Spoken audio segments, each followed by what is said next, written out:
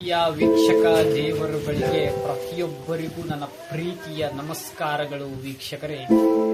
ವೀಕ್ಷಕರೇ ಪ್ರತಿಯೊಬ್ಬರೂ ಸಹ ತಿಳಿದುಕೊಳ್ಳಿ, ಭೂಮಿ ಮೇಲೆ ಉಚಿತವಾಗಿ ಗಾಳಿ ಇದೆ ಹಾಗೂ ಉಚಿತವಾಗಿ ನೀರು, ಅದೇ ರೀತಿ ಉಚಿತವಾಗಿ ಮಣ್ಣು ಮತ್ತು ಪ್ರತಿಯೊಂದು ಸಹ ನಮಗೆ ಪ್ರಕೃತಿಯು ಸಹ ಉಚಿತವಾಗಿ ನೀಡುತ್ತಿದೆ. ಪ್ರಕೃತಿಯು ಅದೇ ರೀತಿ ಪ್ರಕೃತಿಗೆ ನಾವು ಯಾವ ರೀತಿ ನಮನ ಸಲ್ಲಿಸಬೇಕು ಎಂದರೆ, ಪ್ರಕೃತಿಗೆ ಗಿಡಗಳನ್ನು ಮರಗಳನ್ನು ಬೆಳೆಸುವುದರ ಮೂಲಕ ಪ್ರಕೃತಿಗೆ ನಾವು ನಮನವನ್ನು ಸಲ್ಲಿಸಬೇಕು.